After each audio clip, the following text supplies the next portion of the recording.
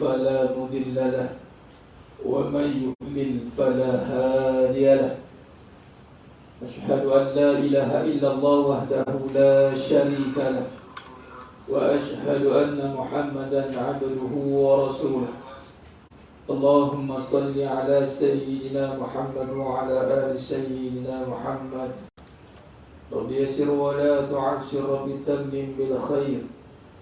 رب اشرح لي صدري ويسر لي أمري واحلل عقدة من لساني يفقهوا قولي. اللهم افتح علينا حكمتك وانشر علينا من خزائن رحمتك يا أرحم الراحمين. والله الذي لا إله إلا هو عالم الغيب والشهادة هو الرحمن الرحيم. والله الذي لا إله إلا هو الملك القدوس السلام المؤمن المهيمن العزيز الجبار المتكبر. سبحان الله عما يشركون. والله الخالق البارئ المصور له الأسماء الحسنى يسبح له ما في السماوات والأرض وهو العزيز الحكيم. ولا حول ولا قوة إلا بالله العلي العظيم. ولا منجا من الله إلا إليه. أما بعد، أيها المؤمنون اتقوا الله. أوصيكم وإياي بتقوى الله.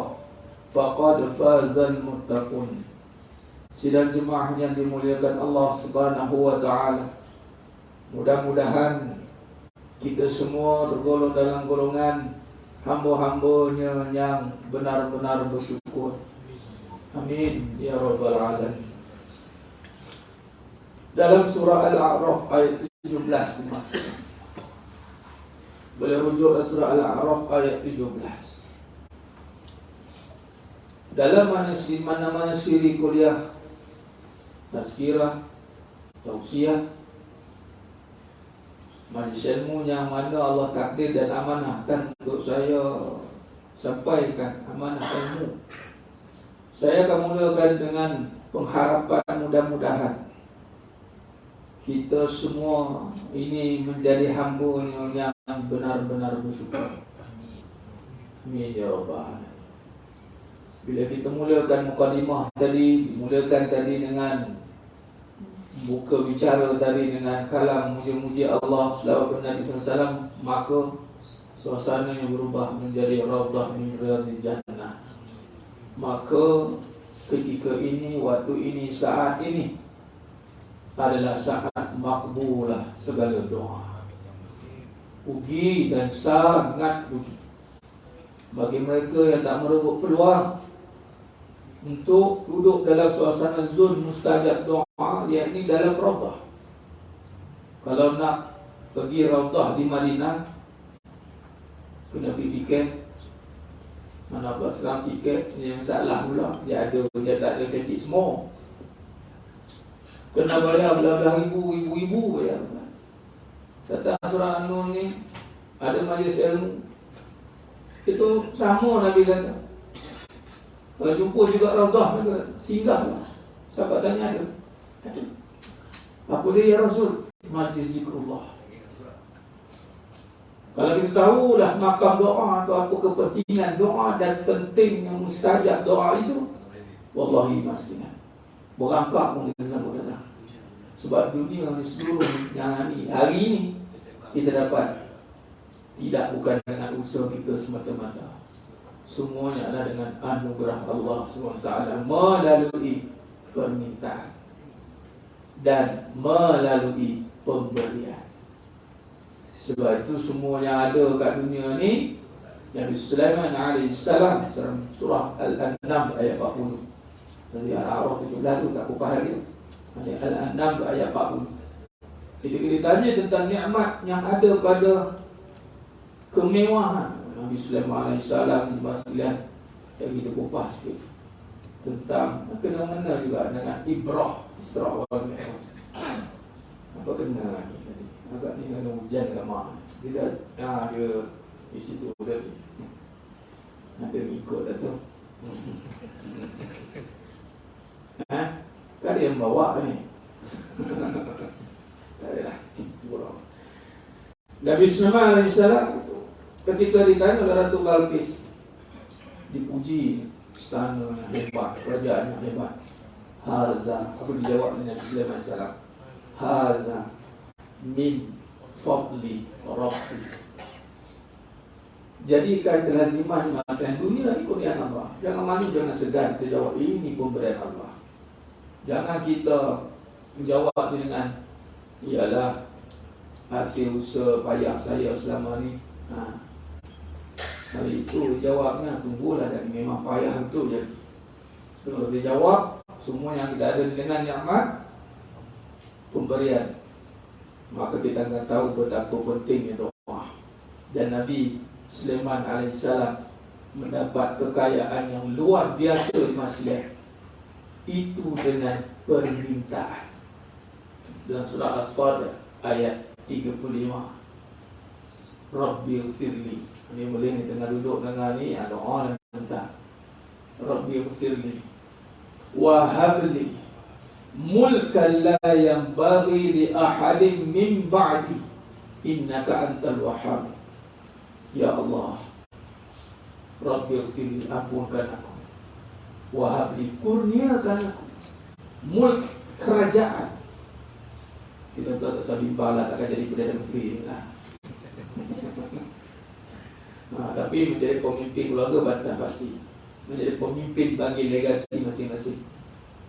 Kerajaan bagi kerajaan masing-masing. Kalau bagi seorang lelaki yang memimpin keluarga, bukan dipimpin oleh isterinya. Anak-anak yang mendengarkan tu hasil pada mulk kerajaan tadi. Kalau ada staf-staf yang memberi kerjasama, kalau ada tim-tim yang sentiasa bekerjasama, itu mulk kerajaan. Tak punya kerajaan tu kena jadi Perdana Menteri. Tak, kerajaan tu adalah pada diri kita sendiri. Allah akan kurniakan mulkan la yang bagi li ahadin min ba'di innaka antal wahhab. Tu Allah bagi kepada Nabi Sulaiman. Doa lah. Ini waktu ni doa. Dan waktu ini jugalah kita doa supaya kita benar-benar menjadi hamba yang bersyukur di masa kerana iblis laknatullahi alaih. Dan surah Al-A'raf 17 tadi memang misi dia di masyarakat. Ketika dia minta kepada Allah Subhanahu wa taala, minta tangguh mati nanti dulu ya Allah. Bagi tangguh sampai kiamat. Jadi makna kata iblis itu kalau ada kabaran, ada yang kabarkan begini, alhamdulillah tuan iblis meninggal dah. Itu bohong. Tak ada iblis meninggal. Iblis tak mati sampai kiamat. Allah perkenan. Dia tak buat kerja lain, roti canai, tak makan, tidur, tidak mengantuk, tidak apa pun tak. Apa dia buat tuan-tuan? Surah Al-A'raf ayat 17. Itulah jawapan dia. Dia akan datang kepada kita ni dari depan, dari belakang, dari kiri, dari kanan, all around.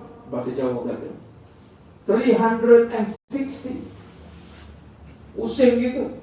Atas bawah tidak. Kenapa? Atas bawah ada jadi. Atas tempat warung, bawah tempat masuk kubur. Ini dia kata, aku belum nak masuk lagi. Iblis akan bekerja apa? Iblis kata surah Al-A'raf 17 tadi. Iblis jawab kepada Allah, dan kamu akan dapati, engkau akan dapati kebanyakan hamba-hamba tidak bersyukur. Bukan tak beramal. Beramal tuan. Tapi soalannya, beramal dengan rasa bersyukur. Datang masjid sebab rasa syukur. Solat sebab rasa syukur. Berkahwin sebab rasa syukur. Atau seluruh amalan atau ketaatan kerana rasa syukur lalu kita beramal. Nah, yang ini dia akan buat. Jangan terkejut bila habis solat masih lagi merumah. Bila datang ujian, masih lagi dia akan buat macam-macam hal-hal yang Allah tidak suka. Kenapa? Kerana dia beramal. Barangkali dia telah berjaya ditalbiskan oleh iblis, kerana dia tidak menegakkan amalan dengan dasar syukur. Dan Allah sendiri pun kata dalam Quran, orang bersyukur ini sedikit. Qalilan ma tashkurun. Dan cukup bimbang dan sangat bahaya mas sekalian. Macam mana nak atasi perkara ni? Letakkan kerisauan kepada perkara ini. Risau ni bermaksud, betul ke aku ni hamba yang bersyukur? Timbulkan persoalan begitu. Mudah-mudahan ya Allah, aku solat ni sebab aku syukur kepada Engkau ya Allah. Sebab Allah sendiri yang jawab, Allah sendiri yang kata dalam surah Sajadah ayat 9, surah Al-Mulk ayat 23, kembali kepada sifat syukur. Qalilan ma tashkurun, sedikit. Jadi sebab itu lagi sekali, mudah-mudahan semua yang hadir pada malam ini dan yang menonton, mudah-mudahan menjadi hamba-Nya yang benar-benar bersyukur. Amin ya rabbal alamin. Maka timbulkan rasa kerisauan itu, lalu bagaimana nak atasinya? Maka marilah kita merungkainya dengan ilmu. Jangan risau tu biar begitu saja. Risau yang diwujudkan atas sebab kesedaran, maka kita akan rungkaikannya dengan perbahasan ilmu. Maka sedang iman yang muliakan Allah Subhanahu Wa Taala, kalau kita lihat tentang peristiwa Isra wal Mi'raj, setiap tahun, saban tahun, dah 1400 tahun dah tentu. Peristiwa ini telah berlalu dan berlaku, dan setiap tahun kita akan mengingatinya, untuk kita melihat, untuk kita mengenang, untuk kita menghayati. Kenapa diulang berkali-kali walaupun perkara yang sama? Kerana satu sifat diri ini, kerana manusia itu seringkali lupa. Satu. Yang kedua, diulang berkali-kali kerana apa? Agar dia meresap, tembus ke dalam hati. Kita ni buat banyak kali, ni bukan tasbih. Nak pegang boleh, tak pegang pun boleh. Tak ada masalah. Masalahnya langsung tak zikir. Salah. Kita ulang banyak kali kalimah yang sama, subhanallah, subhanallah, subhanallah, sama. Sebab apa? Sebab dia berkali-kali, tak tahu yang ke berapa kali yang tembus hati. Bukan sebab banyak kali buat. Banyak kali solat, belum tentu solat yang ke berapa betul-betul diterima. Tak tahu ke banyak kali buat. Banyak kali buat bukan bermakna kita banyak amal. Banyak kali buat sebab kita bimbang tak terima amal. Lepas tu banyak kali buat. Yang jarang-jarang kadang-kadang mungkin dia sniper pun. Pak, saya beramal sekali tak terima dah Ustaz. Jadi makam saya makam sekali je lah. Tak apa kalau dia makam sekali boleh tembus hati, tak apa. Tapi biasanya tembus hati ni banyak kali. Dan kalau benar-benar meresap ke hati, tak tinggal pula. Sebati pula dia. Benda yang meresap dalam hati ni dah sebati. Jadi antaranya itu memang kita akan ulanglah berkali-kali. Dan itu sifat orang beriman. Fazakir fa'inna zikra tanfa'ul mu'minin. Dan percayalah jemaah sekalian, setiap ulangan dan pengulangan dan ulangan murajaah itu takkan sama. Dia mempunyai satu suasana yang berbeza-beza. Solat kita cukup, perbuatannya sama, pergerakannya sama, tapi kesan yang berbeza-beza. Tergantung tahapan dia menerima ketika itu bagaimana. Macam contoh Isra wal Mi'raj ni mungkin kita dah dengar banyak kali. Dalam bab sirahnya bukan boleh apa, kita boleh tulis dah. Tapi kita nak lihat bagaimana pengajaran ibrah daripada kisah yang telah berlaku, yang menjadi peristiwanya sangat penting. Yang mana yang pertama pengajaran Isra wal Mi'raj ini menjadi indikator ataupun kayu pengukur tahap keimanan. Itu yang pertama. Ada riwayat yang mengatakan berlakunya Isra wal Mi'raj itu pada 27 Rejab pada tahun 12 kenabian. Ada riwayat mengatakan 10 kenabian. Adapun begitu, kita nak melihat peristiwa itu berlaku. Itu yang penting. Tarikh berlaku, maka itu ulama sirah yang akan menentukan kedudukannya. Dan biasa kalau kita tengok kepada pemerintah, mengambil hurufnya mana. Kalau sepakat 27 pada 12, maka diikutnya jama'i pada pemerintah. Kalau nak keluar pada khilafiyah itu, maka sebab itulah akan ada pemerintah. Kita tak payah berbalas. Kalau ada 10 nak sambung yang mana, biar pemerintah boleh ambil tentukan. Kalau mereka dah sepakat, maka keluarlah daripada khilafiyah. Itu cara dia. Jadi tarikh itu satu perkara. Perkara yang paling besar yang kita nak bahaskan, apa kesan daripada tarikh itu, atau apa kesan daripada peristiwa itu. Maka kita pecah pada 3 bahagian besar di masalah perbincangan kita malam ini, yang dijangkakan habis pukul 12. 12. Habislah, saya balik dulu.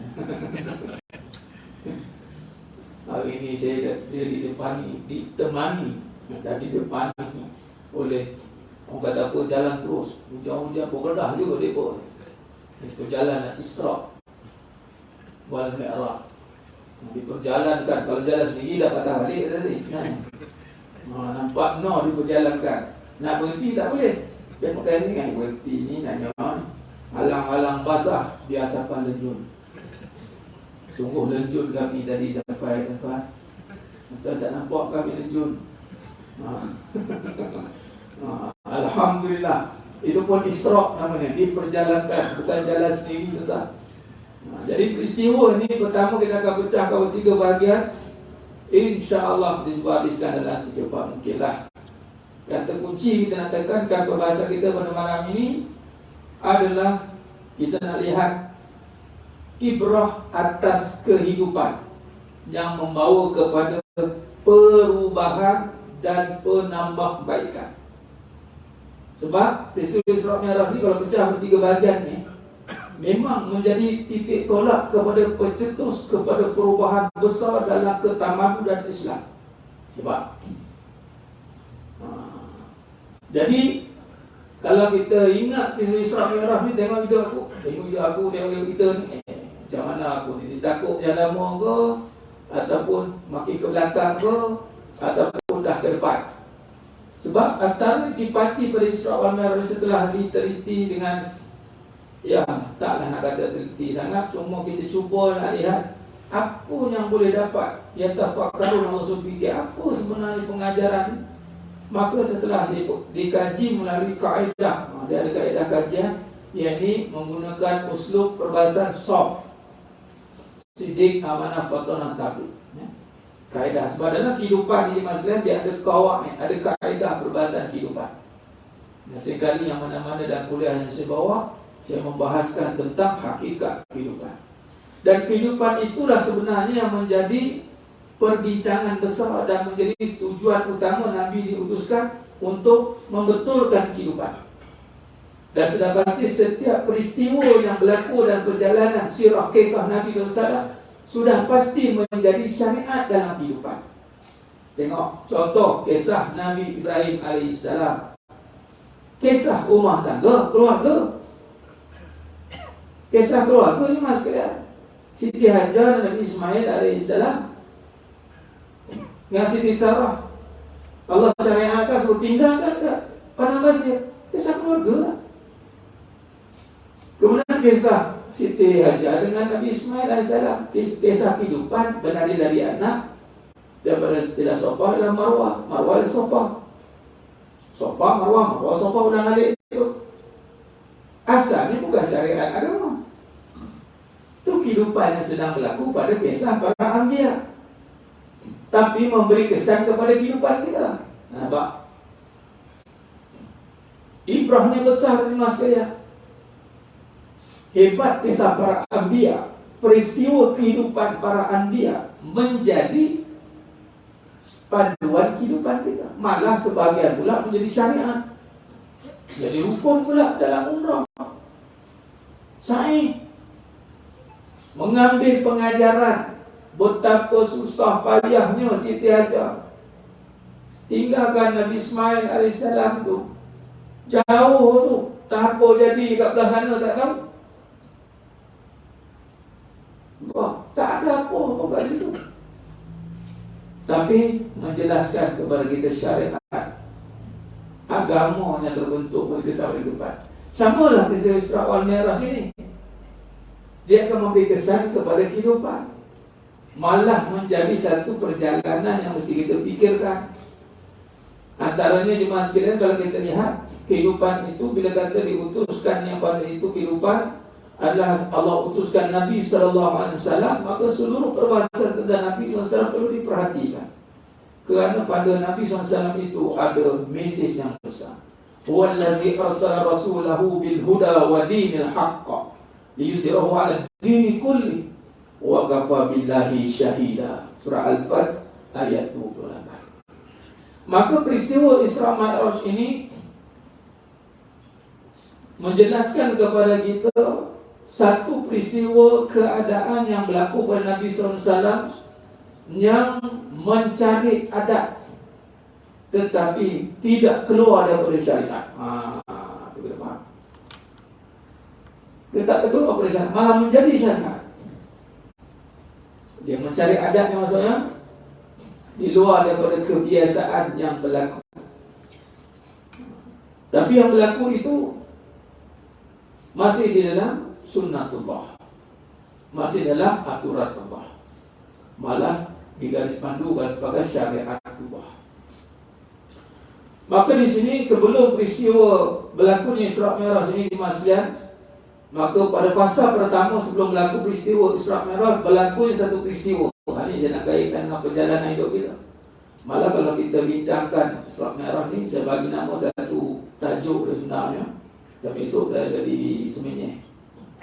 Ustaz Fauzi minta apa tajuk Ustaz? Saya bagi tajuk Kembara Jiwa. Pengembaraan sebuah jiwa untuk bertemu Yang Maha Esa di saat ujian yang melanda. Kemana hala tuju hidup kita? Makin ke belakang atau makin ke depan? Nabi SAW diuji dengan permasalahan kehidupan yang amat dahsyat. Budak kecil nak kedah, amat dahsyat. Amat dahsyat yang kedah kan. Ingat tak ni? Yang viral kejap tu. Lupa dah? Boleh? Tak apalah, tak ingat pun tak apa. Saya ingat. Duk jadi bahan-bahan ceramah nyelit. Ambil tahu juga tak ni benar. Ambil tahu. Sikit-sikit. Amat dahsyat tuan. Sebab pertama, kehidupan manusia ni paling tinggi ujian kesedihan. Yang paling sedih dalam hidup manusia apa? Mati atau kehilangan. Tapi kerana Nabi dah lalui, Nabi dah tunjukkan dah melalui peristiwa kesedihan macam mana Nabi, maka kita dah boleh bersedia untuk perkara itu. Nabi kena lalui, kerana Nabi nak jadi contoh. Yang ini kematian serentak berlaku di masa dia pakai tahun duka nasabah atau duka cita. Kerana pak saudara Nabi SAW Abu Talib dan isterinya Khadijah, Sayyidatina Khadijah bintul Khuwailid meninggal dunia. Dan tak cukup dengan itu, Nabi SAW berangkat dengan Zaid bin Harisah pergi ke Taif dan dihalau dan dibaling batu, tuan-tuan. Tuan yang kalau pergi Taif, tuan-tuan, janganlah memikir nak makan buah gitu. Nak buah, nak sejuk. Itu je lah. Tak buah sejuk, baik pergi kedai buah kat sini. Nak sejuk, pasang ekor kau kuat. Sejuk lah. Hari itu boleh fikir. Cuba pergi jauh sikit. Elok patut buat simulasi kot. Pergi tak baling batu tu. Bawa pun nangis tu. Nabi SAW kena baling batu dengan mudah-mudah. Dan Nabi SAW kena kata itu bukan siapa pun. Ada kena mengena juga dengan Nabi. Keluarga juga.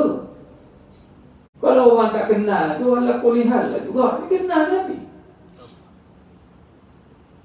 Dah kenal tu lah dia masalah. Engkau lah ya siapa? Macam itulah. Engkau macam kecil aku tahu lah kau macam nak ceramah aku pula. Macam itulah. Saya diberi satu ujian untuk ceramah dekat tempat Tok Nyang saya, Masjid Kampung Gombak. Di Kampung Gombak, tapi bukan dekat Gombak, dekat Kuang. Nama Kampung Gombak, Masjid Kampung Gombak. Itu pun saya tengah, nanti insyaAllah akan datang dengan bincang nak rebrand. Sultan pun tak turun lagi masjid tu, letak Masjid Tuan Guru Haji aku Nyang saya. Bila pergi ceramah tu, tu atuk, tu pakcik, ini situ, nanya saya nak. Kau nak ceramah aku dia. Tapi yang paling dahsyat, setiap ceramah saya, mak saya dengar. Mak saya tak pernah miss ceramah saya. Jadi yang lain miss tu saya tak heran. Kerana yang di-Pertuan Pemasuri Agung dengar. Sama ayah saya pun dengar juga. Maka dah habis ceramah, kau cakap apa tadi? Oh, kau sedap, kau kata kat orang je. Saya kena balik. Kau kata kat mak. Tak ada mak, kita cerita, kata dengar tu nak macam mana. Ya, mak saya dengar. Baik, jadi kita Nabi SAW dia tak bayangkan peristiwa tu ni, peristiwa ni. Okay, sekarang cuba kita tengok Tok Ibrah. Berlaku tak kesedihan dalam hidup kita? Berlaku lah. Tapi sedih kita bawa ke mana? Itu soalannya. Dah bawa-bawa tu dah diselesaikan. Dah bawa-bawa sedih kan nak dibawakan tu. Dah bawa-bawa kan. Semua tempat yang dibawa. Kalau kata Nabi tak diuji sedih, Nabi pun sedih. Nabi kekasih Allah. Sebelum kita nak berlaku satu perubahan, movement yang besar, ada satu tekanan yang dahsyat berlaku. Tapi Nabi tak tertekan.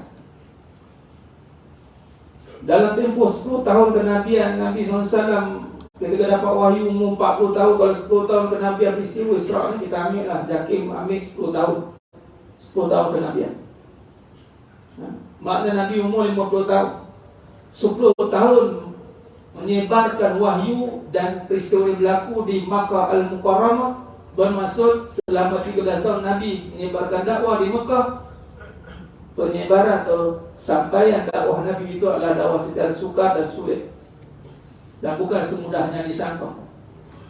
Dan Nabi SAW diuji.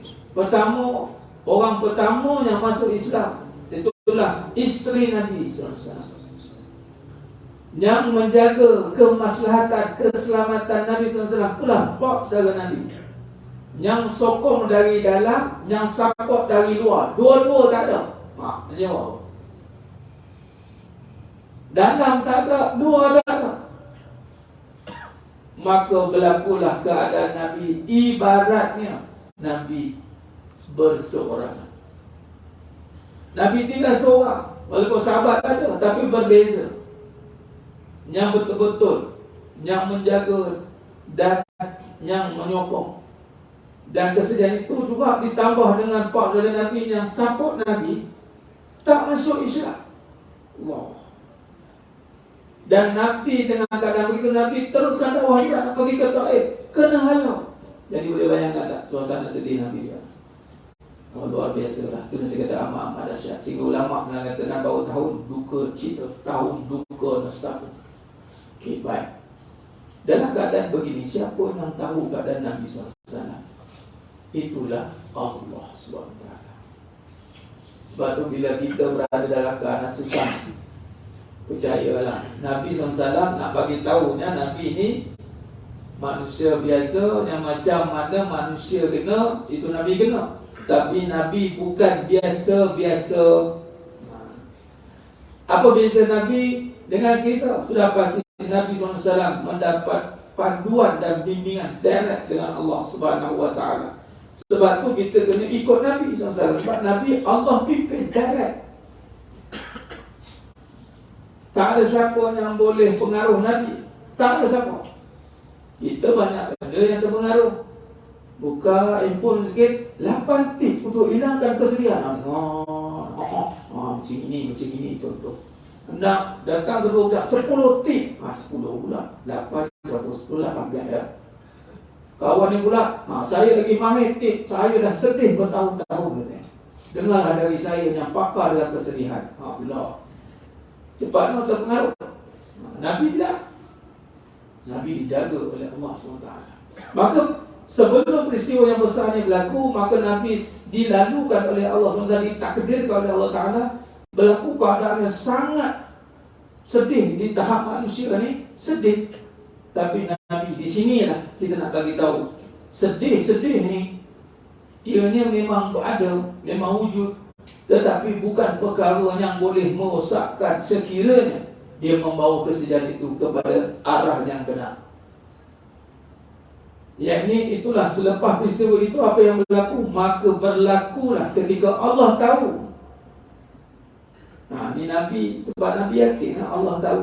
Kita ni, Allah tahu ke aku sedih? Itu soalan kita pula. Kita soalan, tak ada siapa tahu. Soalan aku bahaya ni. Tak ada siapa yang tahu saya sedih. Kadang-kadang dia kata Allah dia tahu, tapi tak ikut pula apa Allah suruh. Maka di sini kita lihat perjalanan Nabi SAW itu, kesedihan itu tidak berpanjangan kerana berlakunya peristiwa diperjalankan. Tengok, sedih ni apa kena buat? Maka datangnya satu proses untuk keluar daripada kesedihan itu. Jangan duduk dengan sedih itu. Kita nampak macam mana Nabi keluar. Caranya begini. Bila datang satu kesedihan bagi kita, keadaan manusia, keadaan apa-apa yang berlaku dalam cuba nak mengganggu kita, kita kena berusaha untuk keluar daripada situasi sedih itu. Bagaimana cara keluar? Maka di sini Allah Subhanahu Wa Taala mensyariatkan. Di sini kita kena bawa. Manusia ini yang mendatangkan sedih, yang mencipta sedih Allah, bukan makhluk, bukan siapa. Allah yang bagi rasa kesedihan itu. Maka bila sedih ni, maka kembalilah kepada Allah. Maka diperjalanlah. Maka di ayat surah Isra ayat 1, maka datanglah peristiwa diperjalankan ke masjid. Very easy kan? Bunyinya sedih-sedih pergi masjid. Masalah dah pergi dah. Aku dah pergi dah, lagi sedih. Aku dah pergi dah, lagi sedih dibuatnya. Maknanya dia tak terbuka syariatnya. Sebab yang pertama, di mana Allah bawa Nabi? Boleh dia Nabi di rumah terus settle masalah tu? Duduk rumah settle? Boleh tak? Boleh tak? Tapi kena ada cerita dia keluar.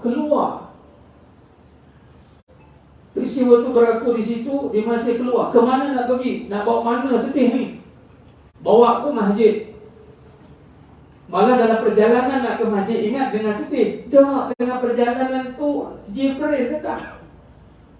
Jibril kata bedah dada, bersihkan hati, yakni hilangkan sedih itu dulu. Nabi tak berjalan dengan sedih rupanya. Nabi berlaku peristiwa sedih, tapi perjalanan Nabi itu tidak dengan sedih. Nabi dibersihkan hati, jantung, dada Nabi dimasukkan dalam hati Nabi. Ilmu dan hikmah. Bila kita berlaku peristiwa-peristiwa yang membawa keadaan begitu, maka datanglah ke majlis ilmu masjid. Bawa diri kita ke rumah Allah, duduk dalam majlis ilmu dan niat untuk bersihkan hati. Majlis ilmu adalah amalan perkara yang sangat mustajab untuk bersihkan hati. Sebab ilmu kita kena cari. Kalau Nabi Allah masukkan, kita kena usaha cari. Nabi kita jauh sekali yang mengaku pula akan tertangkap dengan jabatan betul. Saya makan macam Nabi juga kan, ilmu masuk kat saya. Bukan makan Nabi, wali pun jauh sekali. Wali lah. Wali pun jauh. Wali lah. Jadi datang jalan-jalan kaki susah payah ke mana? Pergi surau An-Nur. Datang ni buat apa? Dah tak ada nak buat apa, Ustaz. Apa-apa. Ni lah mentaliti orang tengok masjid, tempat yang dah tak ada apa-apa. Sayang. Sedangkan masjid tempat yang ada segala-galanya. Everything is here. Orang kata apa? Segalanya bermulanya di sini. Buatlah Thailand tu. Segalanya bermula di sini. Lupa, berakhir pun kat sini. Buat Thailand itu, jangan tunggu berakhir pun sampai sini. Pastikan bermula di sini. Kalau nak cari tempat mana nak bangkit, orang mencari kan tempat kat mana kita nak mula bangkit ni, Ustaz? Tempat mana kita nak mula bangkit? Cari kat tempat mana kita akan ditidurkan atau mati. Kat mana tempat kita akan berakhir? Kat masjid. Kat situ tempat kita tunggu. Turning point untuk kita bangkit mesti di masjid. Kalau tak sampai masjid, belum bangkit. Bertempiklah kat luar sana, terangkat bumbung bangunan ke stadium ke. Kalau tak nampak masjid tempat untuk bangkit, dan itulah kita belum berada fasa kebangkitan. Antara ciri-ciri fasa kebangkitan Islam akhir zaman, masjid akan penuh seperti zaman Nabi sallallahu alaihi wasallam.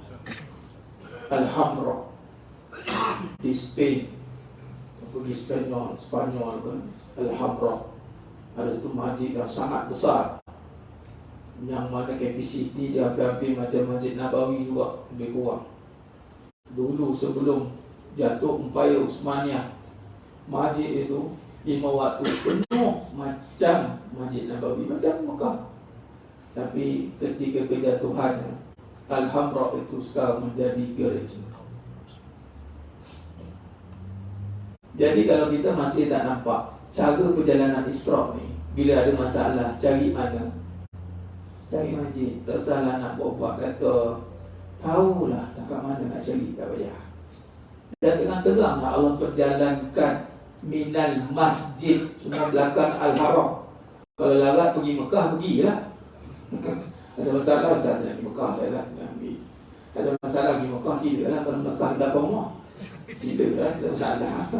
Jadi masalah nak pergi, jenuh juga. Pergilah branch dulu. Mekah Al-Haram tu headquarters, HQ. HQ dengan branch, link juga. Sama link. Malah kadang-kadang kalau nak pergi ke HQ, pastikan branch offer dulu. Manager, branch manager offer kepada HQ. Dia ni memang selalu datang masjid ni. Pak, kasih nama kat Mekah mengatakan, ya betul, selalu datang masjid. Malaikat di branch, ada malaikat branch kat sini, ada malaikat HQ sana. Malaikat branch ni ada attendance. Pak Sami HQ, tak nampak ni. Branch kata, bagi peluang lah. Okay, datang HQ bagi peluang. Balik, attendant datang balik. Bukan dia pergi branch, ada pergi HQ ke? Bukan dia pergi Mekah ke? Asal balik pergi masjid? Tepuk dada cinta iman. Pastor, ni orang apa yang pergi umrah dah? Ni cerita Isra Mi'raj ni. Dia tak ada jauh Isra Mi'raj ni, kesimpulannya masjid dan solat. Tu lah apa kalau kita cuma kita nak elaborate lah bawah jangan sikit. Orang yang faham tentang iman ni, Isra Mi'raj ni cerita tentang iman. Orang yang beriman akan dua perkara ditakkan lekang dan tidak berpisah dalam hidup dia, yakni masjid dan solat. Orang beriman itu solat di masjid. Apa cerita? Orang Islam solat, orang beriman solat kat masjid, atau solat di mana tempat di dalam kawasan. Khalas. Inilah peristiwa Isra Mi'raj. Nah, dan orang rumah pula, orang perempuan menjadikan rumahnya masjid. Mana tak masjid? Oh silakan, tak ada halangan. Tapi dah pelikit. Apa yang ada di masjid sini ada di rumah sana. Sebab tu tuntutannya solat sunat tu di rumah. Sebab tu masjid Nabi dekat dengan rumah, balik solat ke rumah, solat sunat. Nak jemaah dengan isteri pun tak apa, solat sunat.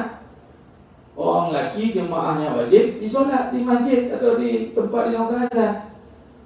Bukan kata Ustaz saya ada tanggungjawab, saya imam kepada isteri saya. Tak payah nak pegangan.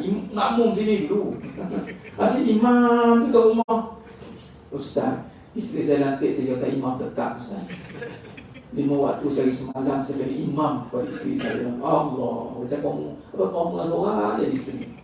Yang imam pun isteri juga. Ramai juga di sini.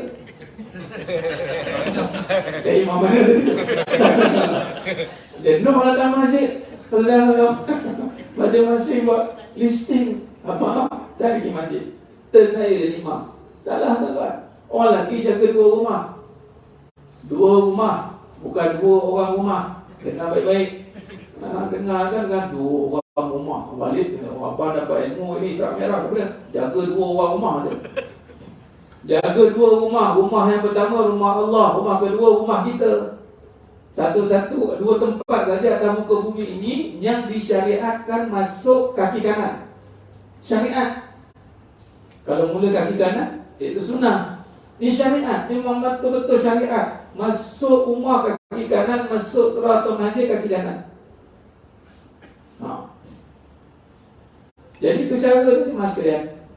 Maka bila ada kesedihan, memang kalau lihat surah Taubah ayat 18, memang yang datang ahjadin nama ya'muru masajidallahi man amana billah. Yang layak datang surah An-Nur ni, yang layak datang masjid itu orang yang beriman.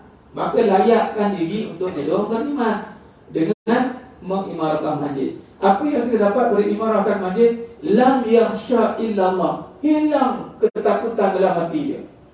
Maknanya kalau tengah sedih datang masjid, insya-Allah hilang kesedihan. Tak saya datang lah, saya tak hilang pun kali yang datang. Mana tanya juga tu. Bos sekali 2 datang, jap-jap datang, jap-jap datang. Baru tanya pula. Dia kena ulang balik. Kalau tengok ni minal masjid haram, minal masjid al-aqsa. Masjid ke masjid. Turun daripada Mi'raj, turun daripada Mi'raj, Masjid al-Aqsa, Masjid Haram balik. Ulang alik, ulang alik, ulang alik. Memang itu begitu. Nabi SAW ulang alik masjid, rumah masjid, rumah masjid, rumah masjid. Itu je. Dan sekali rumah Nabi masjid. Bayangkan. Jadi makna kata di sini permasalahan hidup kita. Apa bentuk cerita, maka datang diperjalankan. Siapa yang boleh datang ke masjid, maka itu diperjalankan oleh Allah, bukan jalan sendiri.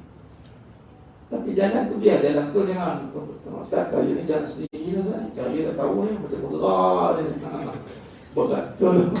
Maknanya percayalah. Contohnya datang malam ni. Sebab tu saya kalau pergi jam mana saya kata gini. Yalah, satu pertama kita memang kita seronok nak biar kalau pergi satu kampung datang. Tapi yang kita kena fikir bahawa yang nak datang tu adalah diperjalankan. Bukan datang sendiri masalah. Lalu kita doa, ya Allah perjalankanlah, ya Allah penduduk ni ramai datang masjid, ya Allah. Bukan datang sendiri tuan-tuan. Datang rumah Allah ni bukan sendiri. Nak pula datang bila dalam jalan. Kami, apa lagi? Mana datang lagi? Yang duduk ni Kajang, Ipoh, Johor. Bukan datang sendiri ni. Ipoh ada kena press di tangan. Masalah kena panggil dengan ketel panggil. Kau senang. Kalau ajak makan nasi puluh ramai. Ramai. Tak cukup parking. Ajak ni kuliah payah. Sebab tak semua diperjalankan. Jadi syariat itu mesti sedih perjalankan. Maka kalau kita lelaki itu di rumah, kalau perempuan kalau ada masalah jangan keluar rumah. Ni zaman sekarang, zaman orang perempuan bermasalah, me time. Tinggalkan rumah. Saya cakap terang kepada orang rumah. Jangan jadi orang luar. Faham? Orang rumah kamu mana? Kat luar lah. Orang luar lah. Malaikat kata, Assalamualaikum. Mana rumah? Sepi. Tak ada. Jadi ada masalah. Jangan sekali hati-hati. Lepas tu rumah juga, bukan kata kena besar cantik luar, kenalah bersih, elokkanlah. Dah tahu tempat yang memang kita akan spend time, tempat ibadah. Rumah adalah tempat ibadah. Masjid kena bersih, rumah kena bersih, rumah kena bersih, masjid kena bersih. Equal. Rumah tu bukan kira besar atau kecil, rumah tu kena bersih sebab tempat ibadah. Memang kena jasnan, rumah kena hias elok. Jangan masuk keluar balik ke rumah ke apa. Tengok dia bersih, elok, wanginya, lapangnya. Bukan suruh besar, tidak. Elok. Ni dalam bab design, kena bersih. Jadi ada masalah, duduk, jangan keluar. Sebab di luar tak ada masalah, masalah. Ini syariat. Kalau lelaki ni masjid, orang perempuan di rumah. Duduk, iktikaf, niat. Kita kurung diri kita sementara. Itu Nabi buat. Maka di situlah berlakunya peristiwa yang mana apabila diperjalankan itu, maka perjalanan Nabi dibersihkan hati Nabi SAW. Tengok, bila kita perjalankan diri kita ke masjid dan perjalankan diri kita untuk mengimarahkan masjid, rumah, samalah tu, maka kesan dia lam yakhsha illallah. Dan yang kedua, mereka akan dapat petunjuk Allah. Fa'asa'ula ika ayyakunu minal muhtadin. Dua ini penting dalam hidup. Kalau ada sedih, takut, kekurangan tak dapat petunjuk, apa pun tak jadi. Maka orang yang Allah perjalankan itu akan dapat dua. Dan Nabi dapat ilmu wa hikmah. Bila hati hilang kesedihan, ilmu masuk. Sebab tu menuntut ilmu tak boleh sedih. Tak ada, tak masuk. Sebab tu kena bersih hati, baca doa dulu, lapang hati, kemudian bawa ilmu masuk. Dan di sinilah cuma sekalian kalau kita lihat satu pengajaran besar yang kita nak lihat di sini, nak menuju kepada Allah. Yang katakan saya ni hanya Allah dia tahu, saya ni nak menuju kepada Allah. Cirinya adalah bukan dengan hati yang sedih. Walaupun berlakunya peristiwa sedih, tapi menuju kepada Allah bukan hati yang sedih, tetapi hati yang bersih. Ulang alik masjid ini adalah membersihkan nanti. Solat 5 waktu tu membersihkan dosa kita. Jadi maka pengajaran membersihkan nanti, perjalanan membersihkan nanti ini adalah menjadi perkara pertama yang mesti kita tumpukan. Bila ada masalah sedih, bersihkan nanti, istighfar. Ya Allah, aku datang kepadamu bukan dengan kesedihan, datang kepadamu dengan kesyukuran. Balik bersyukur tadi, perbincangan. Macam mana pun jadi ala kulli hal, macam mana pun keadaan. Sebab tu alhamdulillah ala kulli hal. Alhamdulillah ala kulli hal ni apabila sesuatu keadaan yang terhadap pada balak bencana sebenarnya. Sebab alhamdulillah juga. Tempat kamu banjir, kita nak jawab tempat kita tak banjir, tapi kita jawab alhamdulillah ala kulli hal. Bukan nasib baik tempat apa tak banjir. Tak ada. Dia puji Allah. Apa pun keadaan puji Allah. Sebab tu kita doa itu bermula dengan puji-puji Allah. Puji-puji Allah itu bukan dengan sedih lah. Puji-puji Allah itu dengan hatinya lapang, hati yang bersih. Maka pengajaran begitu, sebab itulah Nabi SAW dibedah dada, dikeluarkan perasaan-perasaan yang tak patutnya ada pada Nabi SAW. Maka di sini diteruskan lagi jemaah sekalian. Satu lagi apa yang berlaku bila kita bersama dengan Allah, kita akan nampak satu perkara. Dia panggil keajaiban, takjub. Sebab itu keajaiban yang berlaku pada Nabi SAW peristiwa Isra wal Mi'raj ini menunjukkan bahawa sesiapa yang ada punyai masalah atau punyai tentang apa saja hajat kehidupan, bila dia bawa diri kepada Allah SWT, maka bersiap sedia untuk melihat, merasai, menyingkapi apa-apa perkataan yang kita nak letak untuk merasakan kekuasaan Allah Ta'ala. Nah, di sinilah berlakunya keadaan manusia yang mula berpaling daripada Nabi SAW. Bayangkan, di sinilah di surah Mi'raj ini berlakunya golongan yang ada yang keluar murtad. Allah Akbar. Keluar ni maksudnya lima sekalian, bayangkan, ikut Nabi dah, dah dengar Nabi dah, bukan ikut ustaz ceramah. Kok saya lagi tak ikut. Batu datang pergi itu standard. Nabi 10 tahun, 12 tahun mengajar, tiba-tiba Allah uji satu peristiwa yang mana keajaibannya. Kita ni tengah ngaji tentang tauhid ni, kita kata kita orang beriman, tiba-tiba kita kata begini, Allah boleh selesaikan masalah kita. Kun fayakun. Kita cengang gitu. Ya Allah boleh selesai masalah. Habis. Makanya orang yang kita orang iman, Isra wal Mi'raj cerita tentang iman. Iman bertembung dengan ujian kehidupan. Ini Allah uji lah. Nabi ada ujian kehidupan. Cara Allah selesaikan masalah Nabi SAW, Allah turun tunjuk kuasa, jumpa Allah, berjalan kemudian Mi'raj. Peristiwa itu, cara selesai itu, orang munafik, fasik, yang mana dia ingat dia beriman dah, dengar cerita yang di luar ada, dia pelik. Kita ni susah tu, hutang ada semua macam-macam.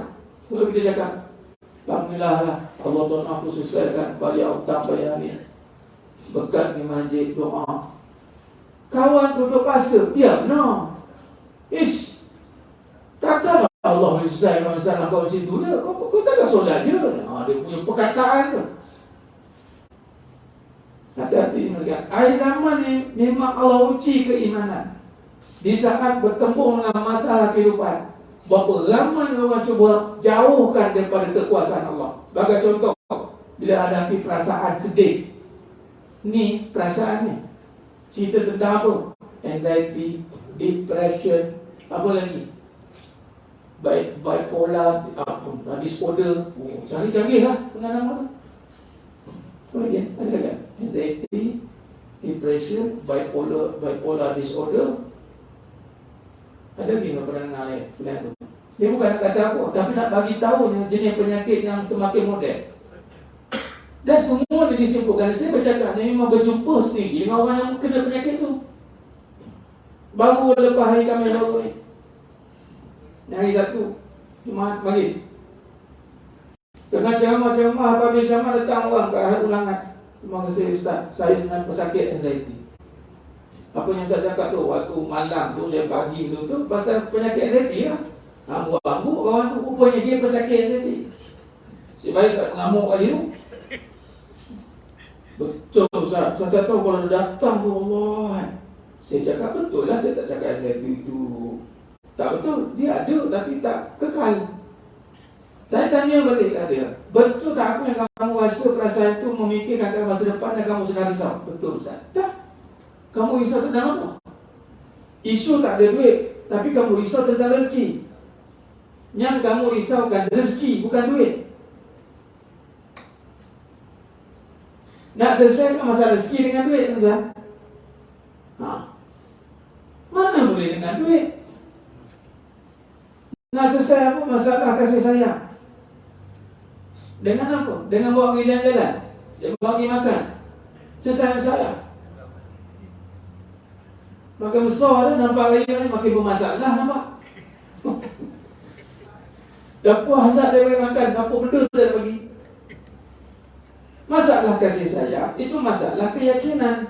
Tak yakin dia disayangi, dia menyayangi, macam mana nak selesai masalah ini? Dengan Allah, janganlah kait dengan iman. Iman lah. Ini macam penyakit tu tak penyakit. Saya bercakap, iyalah saya tahu. Lepas tu dia bagi contoh. Contoh orang sakit jantung. Ada ustaz cakap sakit jantung ada lemah iman. Apa kena mengenai sakit jantung dengan lemah iman pula? Dia cakap, memanglah salah bagi tafsiran. Kalau dah sakit jantung tu penyakit biologi. Bila penyakit biologi, tengoklah apa kaitan dengan biologi. Sekarang ni perasaan penyakit apa? Duduk mana dalam biologi tu? Dan cakap balik. Sudah. Baik tak jumpa saya. Saya nak cakap perasaan tu duduk kat mana? Cuma memang bila ada perasaan, dia akan efek pada biologi. Migrainnya, sesak dadanya, sesak napasnya. Memanglah doktornya akan handle. Tapi cerita penyakit tu duduk kat mana? Tentang perasaan, nafas. Nafas ini penyakit biologi ke? Penyakit ragu. Ragu ni memang penyakit, tapi bukan selesainya dengan ubat makan pil. Tak selesai tuan. Saya pula boleh makan pil, dia pilih pil tu.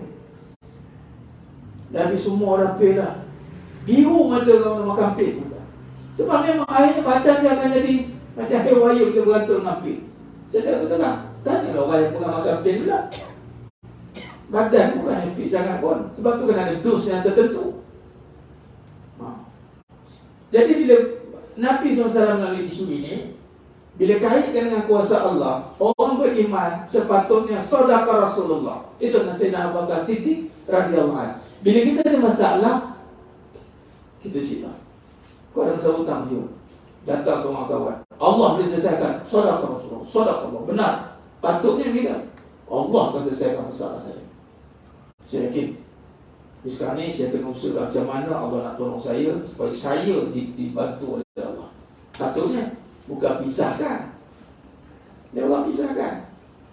Jadi makna kata di sekalian, kalau kita lihat pada pembahasan kita yang sebelumnya, dah hampir pada penutup ini, yang ketengah ini berlaku akan adanya peristiwa-peristiwa takjub, keajaiban.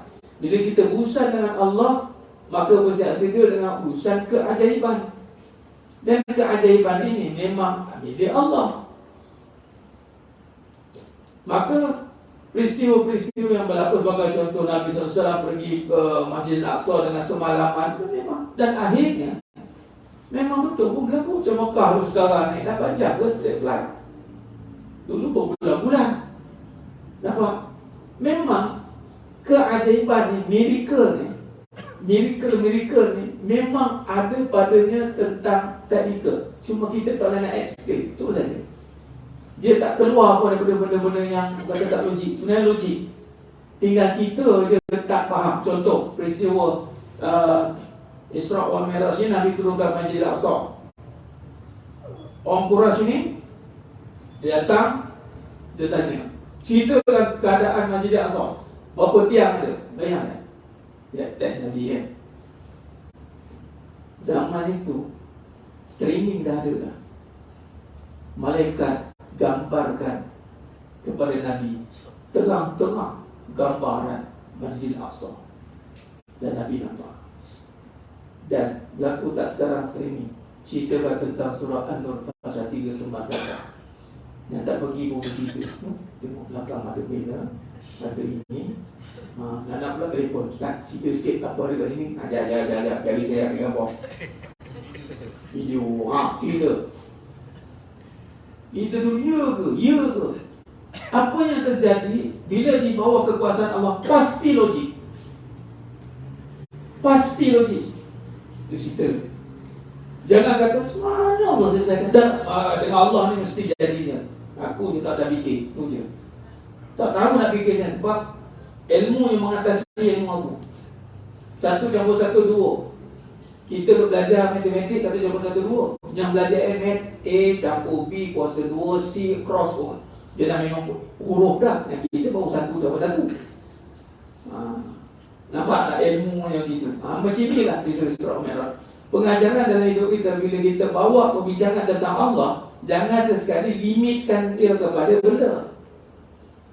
Takkanlah macam mana, Ustaz saya hutang saya macam ni, takkanlah Allah boleh. Jangan begitu. Dia kata Allah dah libat dalam urus takdir hidup kita. Serahkan sepenuhnya. Usahalah, saya yakin. Ini yang berlaku. Maka di sini jemaah sekalian, kalau kita lihat, saya ambil pengajaran pada surah Al-Isra' ni, subhanallazi asra bi'abdihi. Sebab bila diperjalankan pengajaran yang cukup besar, maka syariat juga bila keluar Allah, dan Allah bagi pertolongan solat. Dan solat ni lagi sekali, solat inilah syariat yang menyatakan pertolongan Allah. Kalau kita ni jangan ditanya bila Allah tolong. Allah tolong tu sebenarnya bila kita boleh solat, itulah pertolongan Allah. Allah nyatakan pertolongannya melalui solat. Jadi kalau kita boleh solat, itulah pertolongan Allah. Jangan kata tengah solat bila Allah nak tolong. Sebenarnya kita boleh solat, Allah sedang tolong kita melalui solat. Wasta'inu bis-sabri was-salah. Jadi makna kata kefahaman yang kita kena betulkan, apatah lagi memahami peristiwa Isra Mi'raj.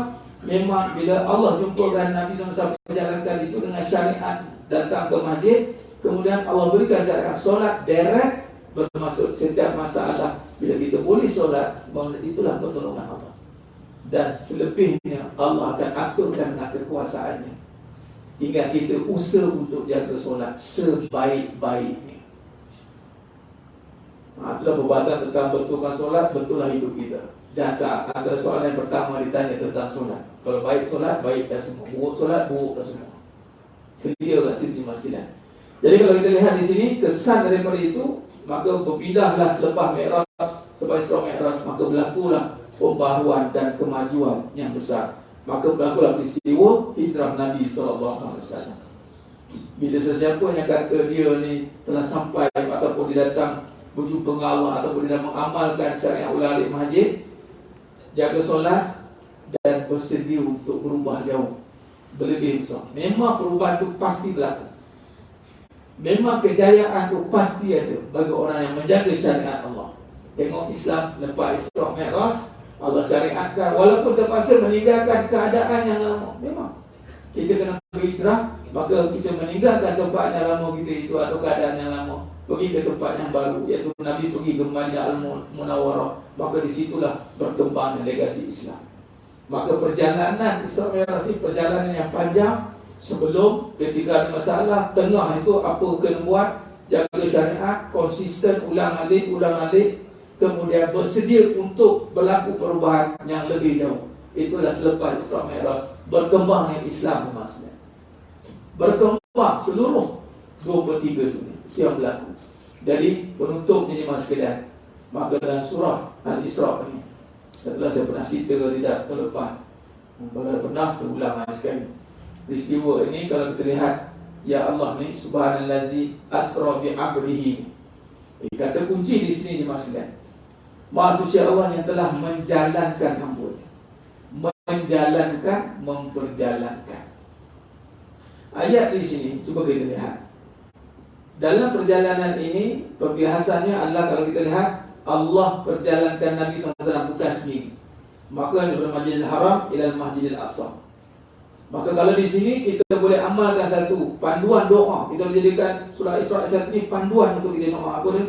Ya Allah, Maha Suci-Mu ya Allah, perjalankanlah aku daripada susah kepada senang. Ini tentang, saya bukan nak kata lah, tapi kalau kita kata macam biasa, terpulang. Tapi setakat hari ini, perkara ni bukan jalan-jalan. Dan buat. Sebab inilah ayat yang menunjukkan Allah Ta'ala mampu melakukan dengan kesuciannya, memperjalankan. Bila kita doa minta Allah perjalankan, tak ada siapa boleh halang. Tapi kadang-kadang kita minta dengan diri kita yang nak keluar daripada masalah itu. Kita minta kepada Allah keluarkan kita daripada masalah. Kita nampak tak kita kena usaha untuk keluar. Padahal ya Allah, Maha Suci-Mu ya Allah, sebagaimana kau telah memperjalankan hamba-Mu Nabi Muhammad SAW dari Masjidil Haram dan Masjidil Aqsa ke satu tempat, kau perjalankanlah aku ya Allah, daripada susah kepada senang, daripada sihat kepada sakit, daripada hidup kepada mati, daripada dunia kepada akhirat. Perjalankan itu bermaksud datangnya kekuasaan. Perjalanan kita ni bukan berjalan sendiri. Kalau jalan sendiri, kita akan sesat jalan. Tapi kalau dipadu, dipimpin, diperjalankan, insya-Allah kita akan jumpa jalan balik. Itu dia, diperjalankan. Jadi jemaah sekalian, itulah banyak kongsian ibrah. Kalau kita simpulkan yang pertama, peristiwa situasi sedih, maka perasaan jangan pisahkan dengan iman. Peristiwa perasaan kesedihan, solusinya iman. Isra wal Mi'raj cerita tentang iman. Dia cerita tentang iman, padanya ada amal syariat. Apa amalan tadi? Nampak masjid, tempat selesai masalah. Nampak rumah, tempat selesai masalah. Jangan tengok rumah, tak selesai masalah aku rumah, aku lagi dengan mamak. Kedai mamak dia katanya. Istimewa sama juga, nak pergi me time, tinggallah rumah, sunyi sepi. Jangan. Macam mana orang tua kata? Orang tua kata, apa-apa pun masalah, jangan tinggal kat rumah. Selesai kat rumah. Orang tua cakap, macam mana pun. Dan juga orang perempuan tak boleh keluar rumah selagi tak dapat keizinan. Apa sebab? Sebab ni lah. Suami tak izinkan, tak boleh. Kalau keluar juga, celakalah dia singgah balik. Punya Allah nak jaga sebenarnya. Masalah pun dulu. Tapi kena tahu lah. Jadi syariatnya Isra wal Mi'raj, syariat imarah tempat dan syariat solat. Dua-dua ini adalah iman dan amal yang untuk menyelesaikan isu perasaan. Itu dia. Dan dah selesai dua ni, aku jadi pusing balik masalah ke? Macam kita duk hadapi masalah sama hidup ni, itulah juga ustaz ulang-ulang dah, dia tak ada timai dalam tu. Dah, bila settle perasaan sedih, jaga syariat, maka bersedia untuk berkembang lebih jauh. Berlakulah perjalanan untuk berkembang. Sebab tu kita orang Islam tak ada musim-musim masalah yang sama sebenarnya. Kalau masalah masih sama, isu masih sama, pemasuk perisaian masih belum capai kepada perjalanan itu. Dan kemudian tutup dengan doa tadi, ya Allah, perjalankan aku ya Allah daripada susah kepada senang. Sesungguhnya aku tak ada daya untuk berjalan, untuk mengatur hidupku. Itu dia kemuncak pengabdian, penghambaan kita kepada Rabb yang memerintah, memimpin seluruh alam. Maka begitulah perbincangan pada malam yang menebarkan ini Muslim. Alhamdulillah. Semalam pun dari sini pula dekat mana? Dekat Sejakang. Bulan lebih sejam lah. Tidak isi 8 Injil lah. Ustaz ngajar Nazar balik sejuk je, tak sempat kering baju. Sebenarnya sampai-sampai tu kering baju kan. Saya tak bawa salinan, tidak pakai mempelekat semua. Saya mempelekat, berisi semua. Sudah itu dekor backup. Bantuan kami ini masa bantuan. Dapat masa bantuan dapat orang bantu dari baju, bagi baju, bagi JC, alhamdulillah. Dapatlah kami numpah pakai masih pada JK yang sudi menyantuni kami. Dia pun baca camping lah kat luar tu. Jadi tuan-tuan nak keluar tu jangan terlebih lah dari belah sana. Bukan tergantung baju kan. Alhamdulillah, apapun perjalanan yang tak sia-sia, perjalanan menuju ke rumah Allah, perjalanan menuju ke majlis ilmu ini diberkatinya. Barakah ayat Isra itu diberkati. Jadi perjalanan yang menuju kepada tempat ini semua Allah berkati. Dan mudah-mudahan semuanya hadir pada malam ini dan yang menonton insya-Allah dengan kesucian dan kebesaran Allah SWT. Allah perjalankan semuanya yang ada pada malam ini dan yang menonton insya-Allah, daripada susah kepada senang, daripada sakit kepada sihat, daripada sedih kepada gembira, daripada segala perkara-perkara yang boleh membebankan kepada perkara yang meringankan. Dan Allah kekal istiqamah perjalanan kita untuk sentiasa mendapat ridho Allah Subhanahu wa taala. Dan Allah perjalankan kita dengan kemuliaannya, dengan barakah bagi Nabi sallallahu alaihi wasallam, diperjalankan untuk masuk ke dalam syurga-Nya tanpa hisab. Amin. Mohon maaf daripada saya atas kekurangan kata-kata atau kurang bicara dalam penyampaian. Hanya Allah Ta'ala sajalah yang mampu menyempurnakan perbahasan kita pada malam yang penuh barakah ini, sehingga kita bertemu lagi pada Senin akan datang.